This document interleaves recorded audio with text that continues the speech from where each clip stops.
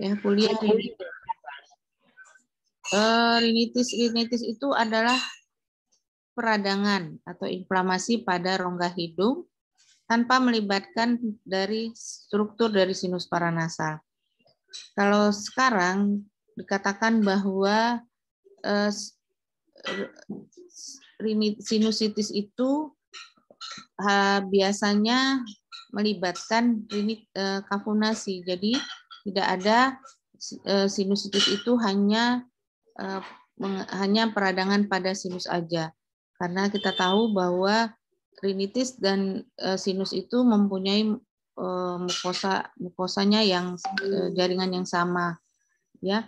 Jadi infeksi pada sinus disertai dengan infeksi pada kafunasi.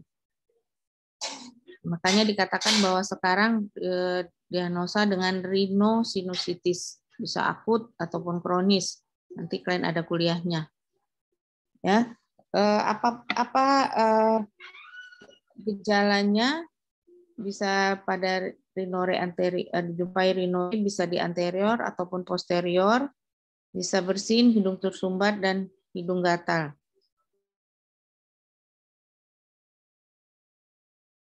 Kan ada rinitis akut dan rinitis kronis. Kapan dikatakan rinitis akut? Bila di bawah 4 minggu.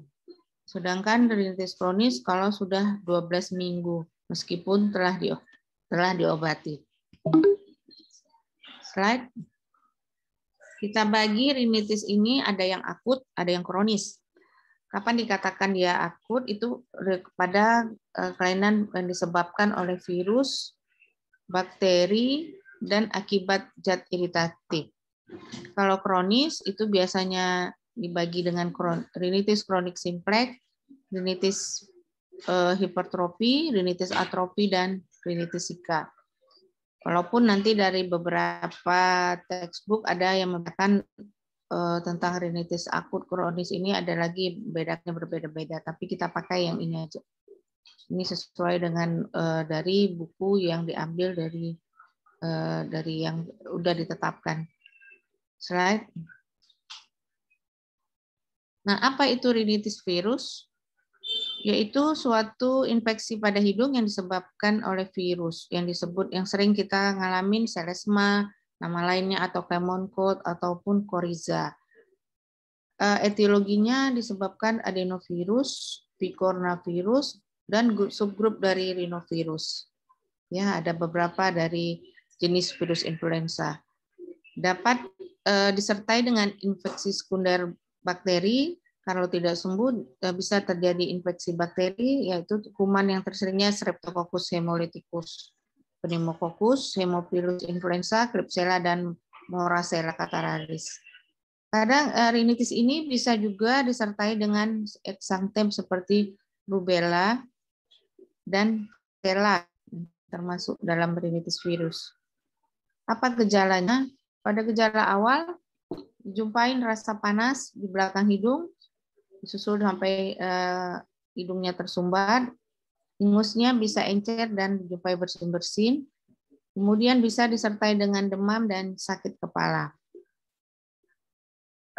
Kerusakan pada mukosa akan meningkatkan klonisasi dari bakteri, sehingga mengubah konsistensi sekret tadi yang mula-mula jernih bisa merubah menjadi kental atau mukopurulen.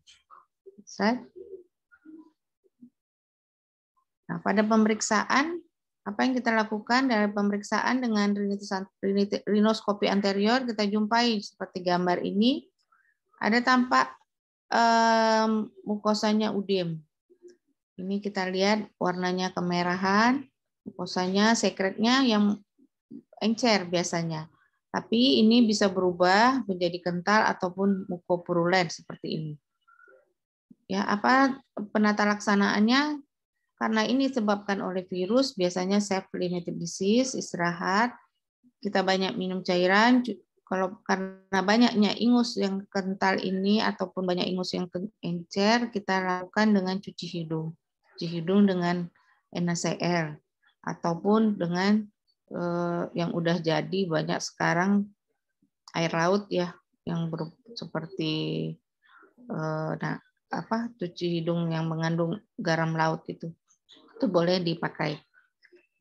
Untuk pengobatannya secara simptomatis kita beri, kalau ada sumbat hidung kita kasih dekongestan, kalau ada demam kita kasih analgetik antipiretik, dan dengan jika dijumpai dengan bersin-bersin kita memberian antihistamin. Jangan terlalu cepat kita memberi antibiotik ya, karena disebabkan oleh virus, kecuali apabila sudah terbentuk infeksi sekunder. Apa yang dikatakan infeksi sekunder? Bisa timbul gejala demam, demam, kemudian perubahan dari sekretnya jadi yang kental, kemudian sakitnya lebih hebat, boleh kita beri dengan antibiotik. Slide. Nah, ini pada fase prodromal ya, kita lihat selaput lendir, mengeluh, kadang merasa seperti terbakar pada dalam hidung. Kemudian berubah menjadi ini meatus media ini ya, tertutup dari karena udem dari konka medianya. Ini sekretnya bisa encer, dan karena proses yang lama kalau tidak diobatin menyebabkan infeksi bakteri di sini, terjadilah infeksi yang sekunder. Slide.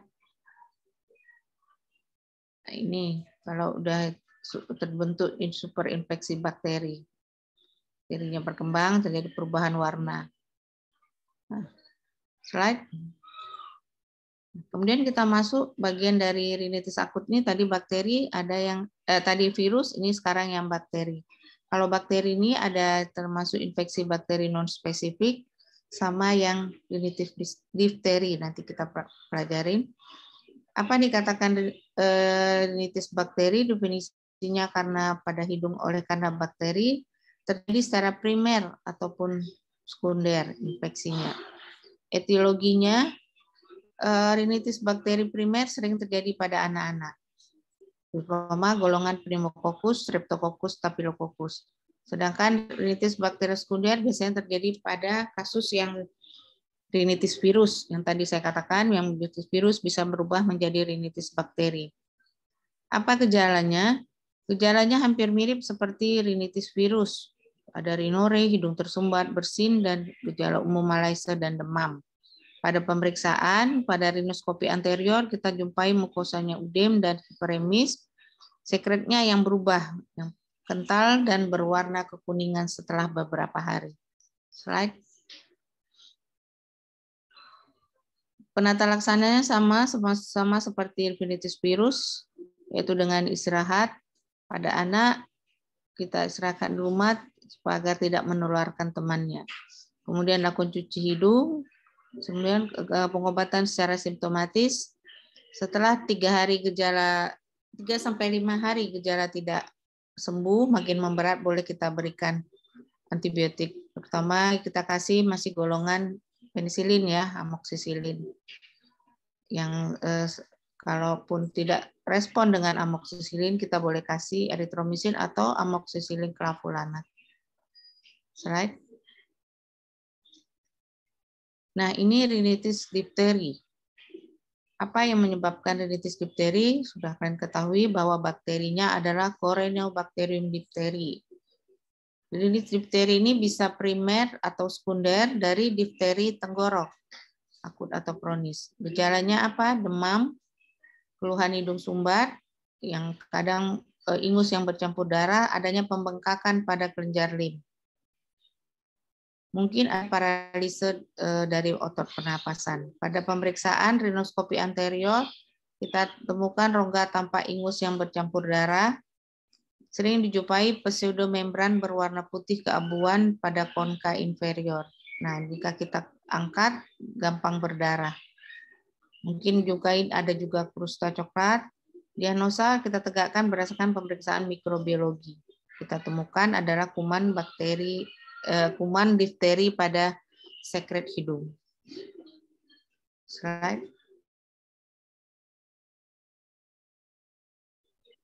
Slide. Nah, bagaimana tata laksananya?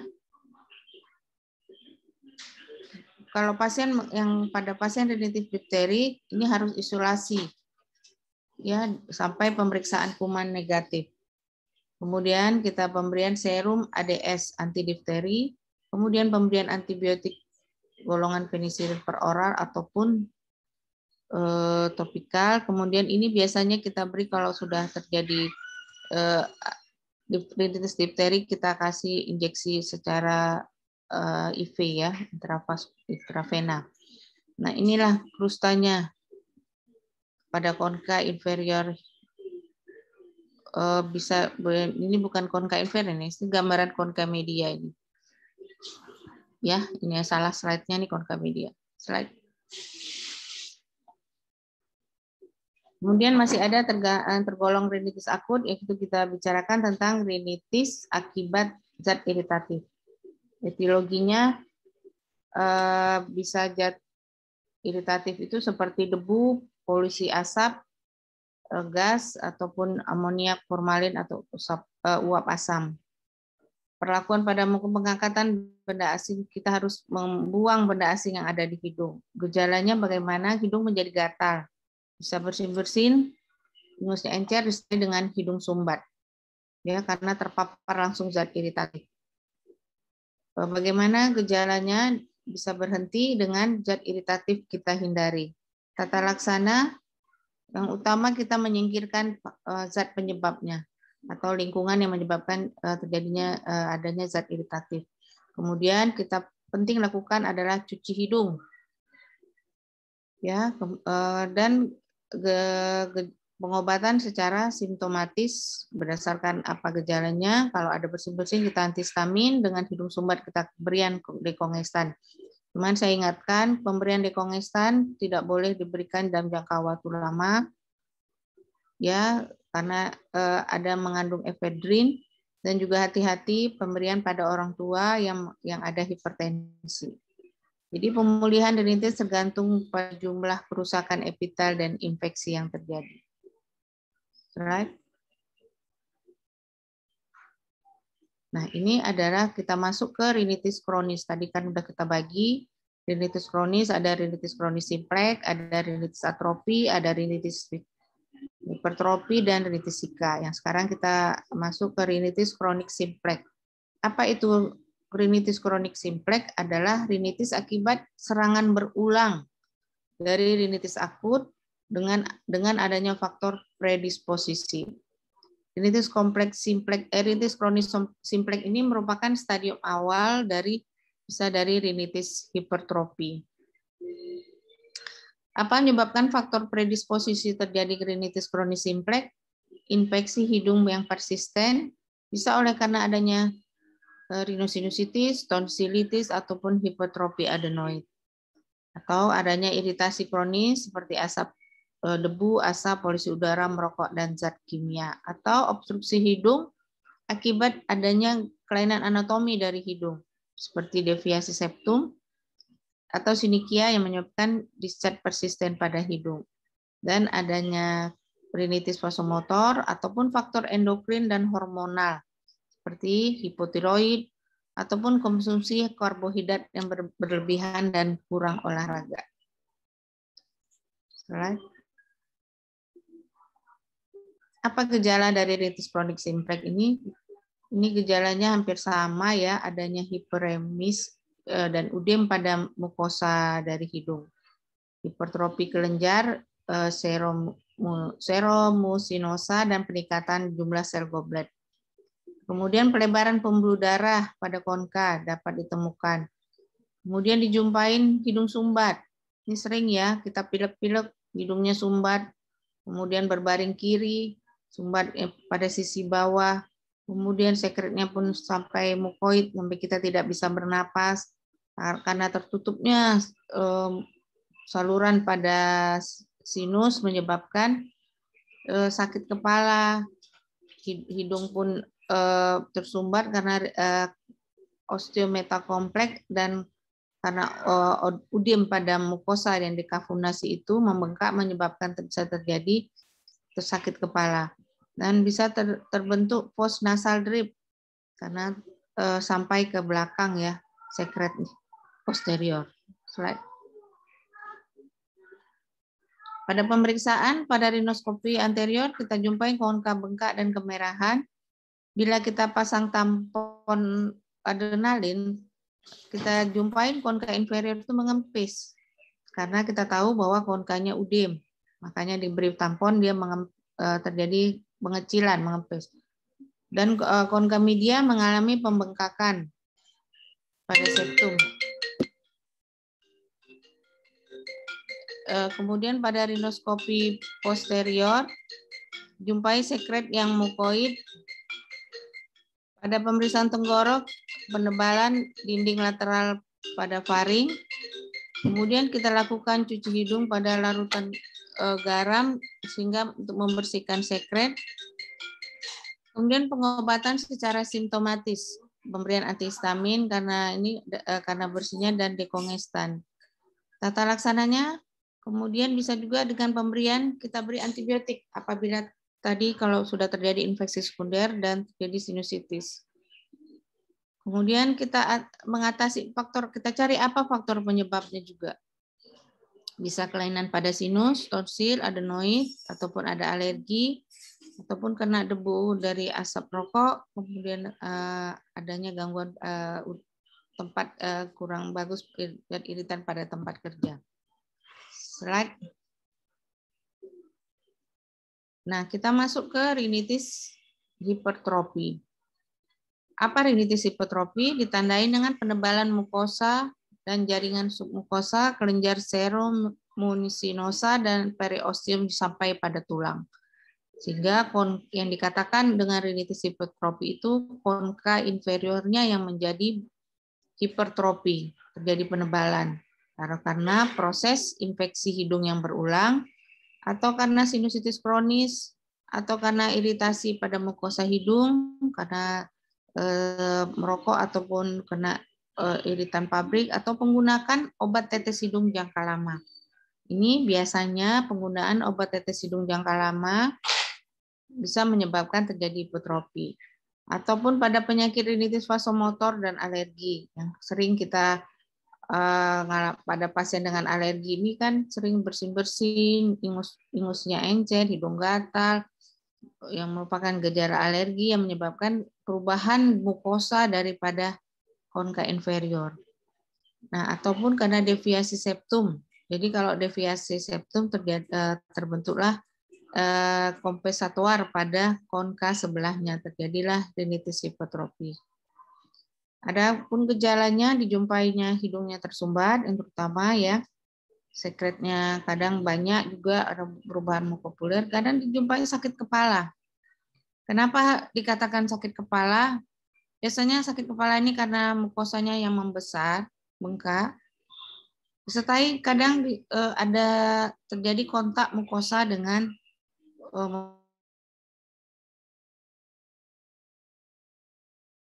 mukosa, sakit kepala yang hebat. Bisa dijumpai anosmia dan menyebabkan gangguan tidur. Slide. Pada pemeriksaan rinoskopi anterior ini namanya konka ya. Yang di depan ini konka inferior, bukan polip. Ya, ini konka inferior yang terjadi perubahan daripada mukosanya. Mukosanya menjadi tebal dan keras, permukaannya berbenjol-benjol. Pada kita untuk membedakannya bagaimana dengan udem, kita kasih tampon vasokonstriktor dengan adrenalin, kita 4:1. Kalau pada hipertrofi ini dia tidak mengempis karena telah terbentuk jaringan fibrosis di sini. Tapi kalau dia kempis berarti bukan hipertrofi, itu berarti adanya cuman udem di konka inferior. Slide. Nah, tata laksana kita cari apa faktor penyebab terjadinya rinitis hipertrofi. Sumbatan, terutama sumbatan. Kalau terjadi hipertrofi kan sumbatannya lebih hebat. Bagaimana kita lakukan? Yaitu dengan mengecilkan konka. Bagaimana cara mengecilkan konka? Itu dengan teknik operasi ya. Ada dengan kauter, ada dengan diatermin pembakaran, ada dengan krioseptili ataupun turbinektomi. Turbinektomi ini memotong konka inferior, bisa parsial ataupun total, ataupun reseksi dari mukosa dari tulang konka. Kita buang hanya tulang di dalam dari konka inferiornya. ataupun kata dengan sinar laser. Slide. Kita masuk ke rinitis atrofi. Rinitis atrofi ini terbagi dua ya, ada yang primer, ada yang sekunder. Yang rinitis atrofi nama lainnya juga ozaina. Ini infeksi hidung yang kronis akibat gangguan mukosiliar yang ditandai dengan atrofi dari mukosa hidung dan tulang kongka. Jadi tulang kongka itu atrofi. Tahu kan atrofi mengecil. Beda dengan hipotrofi kan? Etiologinya belum diketahui pasti. Ada beberapa teori karena faktor herediter. Biasanya dalam satu keluarga katanya bisa mengenai dalam satu keluarga faktor keturunan. Ada juga faktor lingkungan. Biasanya dijumpai sering ini pada wanita yang masa pubertas ataupun faktor rasial ataupun defisiensi nutrisi seperti katanya yang kekurangan vitamin A, vitamin D dan zat besi. Yang penyebab yang sering ozaina ini karena Klebsiella ozaina, ya, Proteus vulgaris, E. coli ataupun Staphylococcus streptococcus. Juga bisa disebabkan dari autoimun faktor. Ini etiologi yang faktor rinitis atrofi yang primer. Slide. Nah, apa gejala klinisnya? Yang utama itu hidungnya bau, berbusuk, sekretnya berwarna kental sampai kehijauan dan adanya krusta. Banyak krusta di kafum nasi. Nah, adanya gangguan sampai gangguan penghidu, adanya sakit kepala, hidung tersumbat sampai rongga hidung ini menjadi lapang. Padahal hidungnya tersumbat, sementara kafum nasinya ini lapang nih sampai ke belakang. Ya, jadi hati-hati kalau kita menjumpai pasien dengan hidung bau, ya kita bisa dalam pikiran kita mendede. Kalau anak-anak itu pasti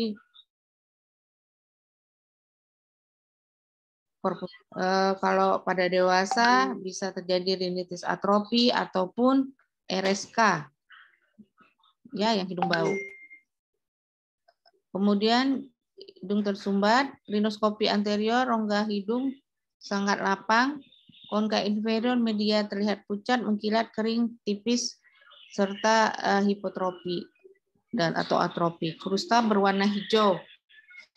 Kalau kita angkat, krusta ini akan berdarah. Ya, kemudian kita lakukan pemeriksaan kultur untuk kita mengetahui jenis kumannya apa dan untuk antibiotik yang sensitif. Right?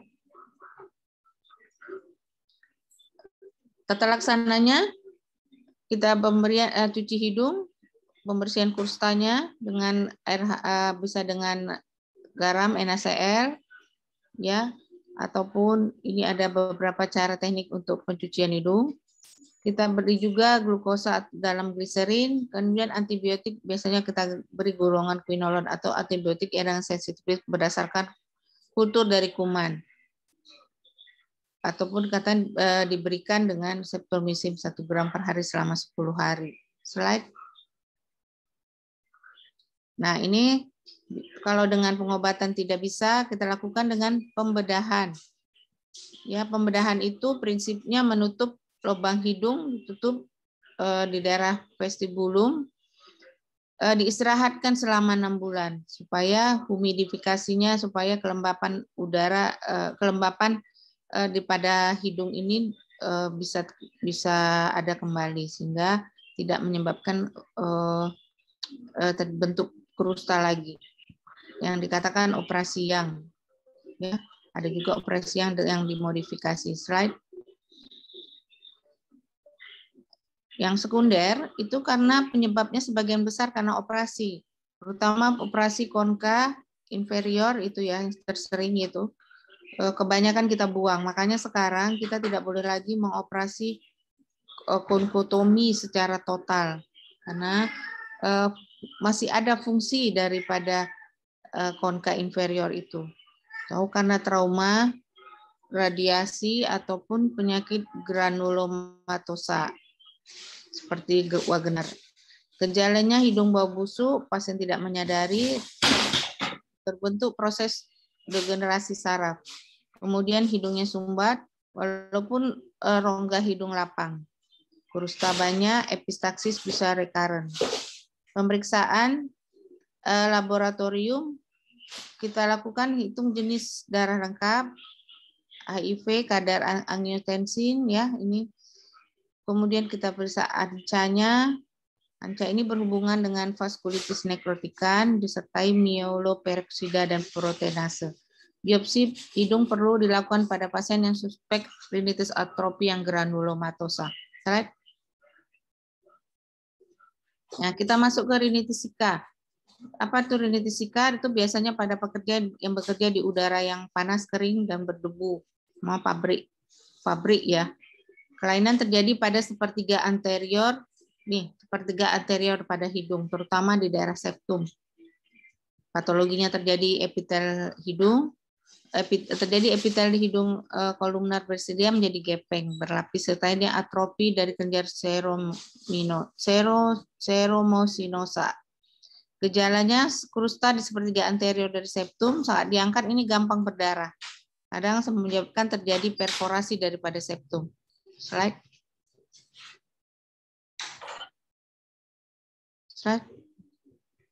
Bagaimana kita tata laksananya? Kita perbaikan lingkungan kerja, cuci hidung, pemberian salep antibiotik dengan steroid pada daerah septum, hindari mengkorek dan melepaskan krusta secara paksa. Slide.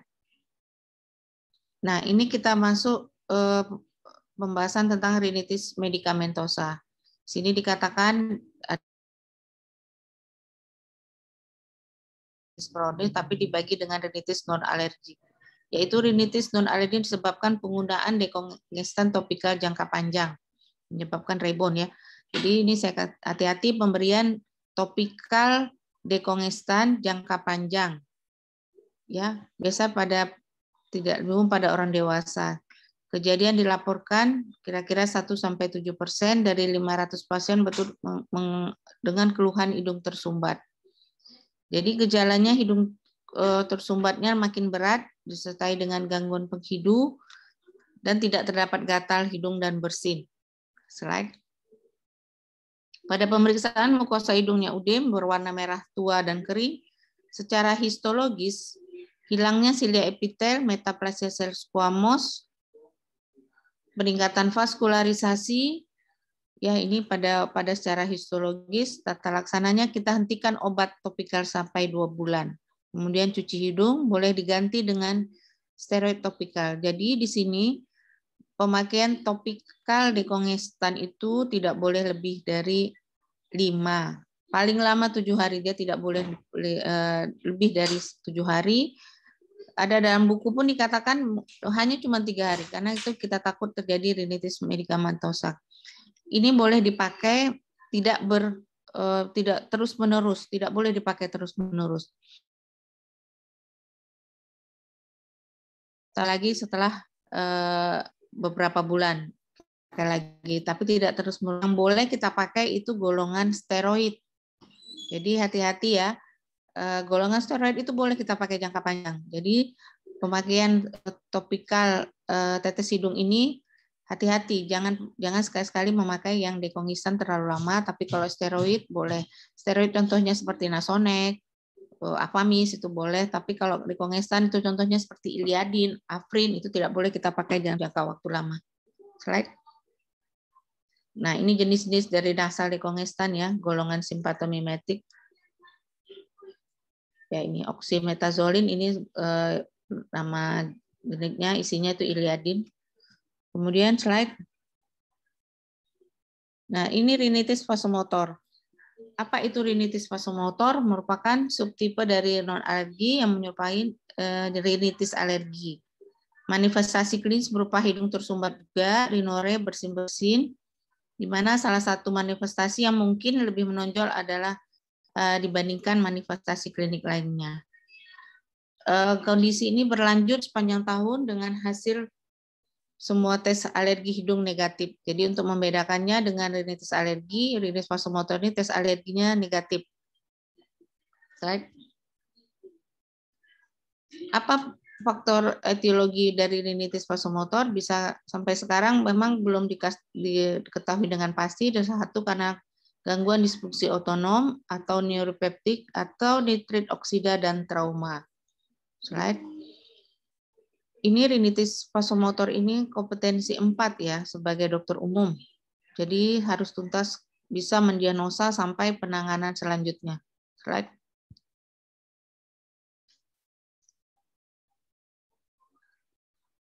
Slide. Nah, bagaimana terjadi patofisiologi rinitis vasomotor? Ini ada namanya neurogenik atau disfungsi sistem otonom. Terjadi gang inervasi hidung pada korda spinalis dan segmen torakal 1 dan 2, menginervasi pembuluh darah di mukosa dan sebagian kelenjar, menyebabkan serabut simpatis mengalami kotransmitter noradrenalin dan neuropeptid. Jadi terjadi vasokonstriktif dan penurunan sekresi dari hidung, meningkatkan tahanan rongga hidung secara bergantian, terjadi gangguan saraf parasimpatis yang menginversi pembuluh darah, sehingga peningkatan sekresi vasoaktif intestinal peptid meningkatkan terjadi vasodilatasi dan terjadi kongesti dari hidung. Ini karena patofisiologi neurogenik.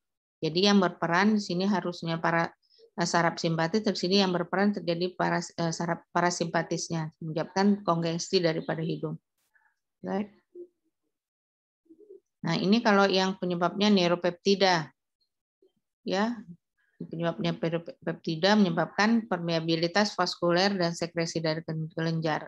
Kalau disebabkan dari nitrik oksid yang tinggi dan menetap menyebabkan kerusakan nekrosis dari epitel, sehingga akhirnya serabut saraf trigeminal menjadi meningkat dan kelenjar dan pada kelenjar mukosa hidung. Slide. Apa gejalanya? Gejalanya sering dituskan sebagai stimulus non spesifik seperti asap, ya, alkohol, makanan pedas.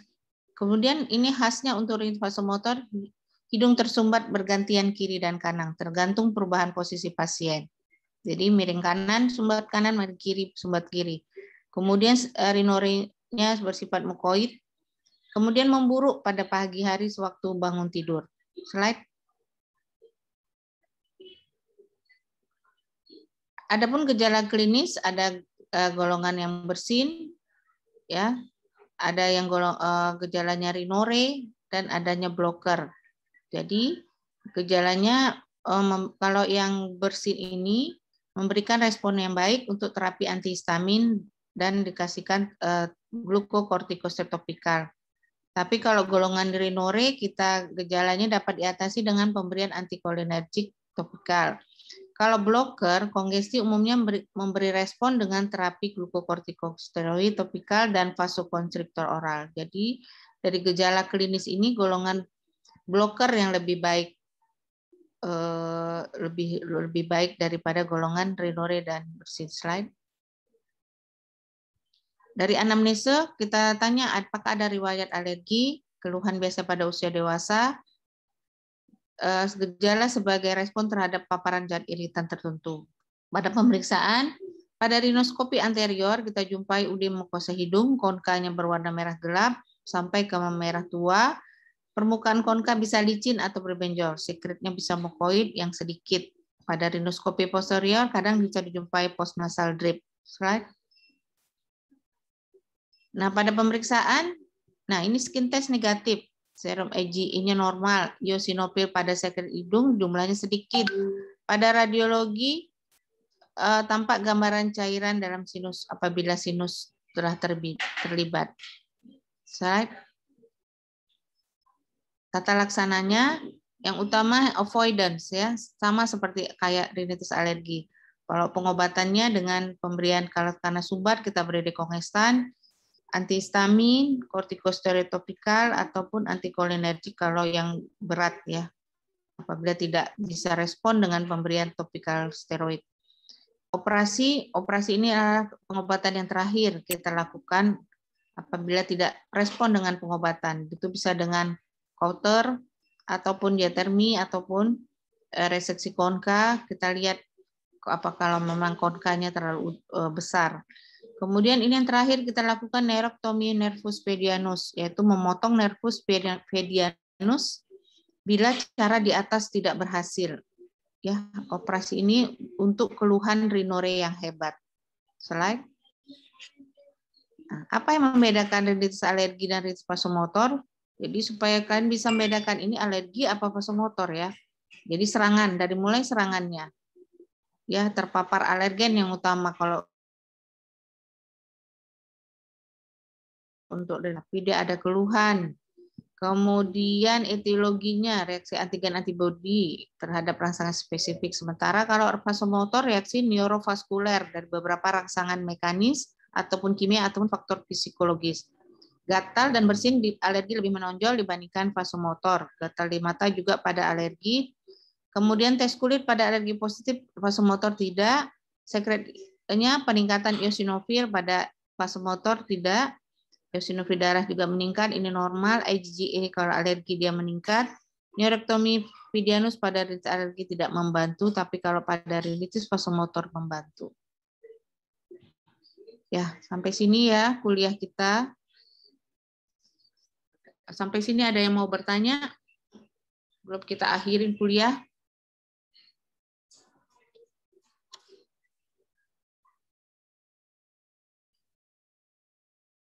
Ada kelas ya selanjutnya? Mana komtingnya? Tidak dok, berikutnya jam 10-an dan pakar. Sebelum ini ada foto dulu ya? Kalau tidak ada bertanya. Ya, Ji ya? Izin, iya dokter.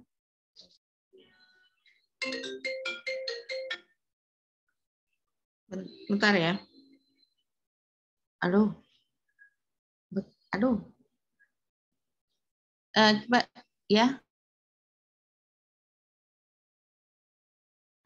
Ya. Saya mau ada kelas lagi. Izin ya dokter. Kita foto. Buka kamera.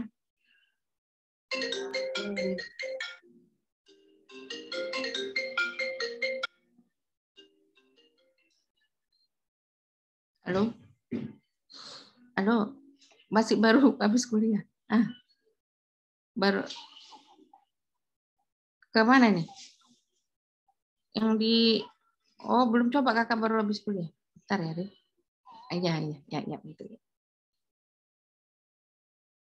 Ya. Izin dokter, ini kalau yang tadi dok tinggal live aja sih dokter. Tidak ada foto bersama dokter, izin dok. Oh, itu ada. Absen di mana ya, Jia? Untuk link absensi dosen nanti saya share ke dokter. Oh ya. Terima kasih. Assalamualaikum warahmatullahi wabarakatuh.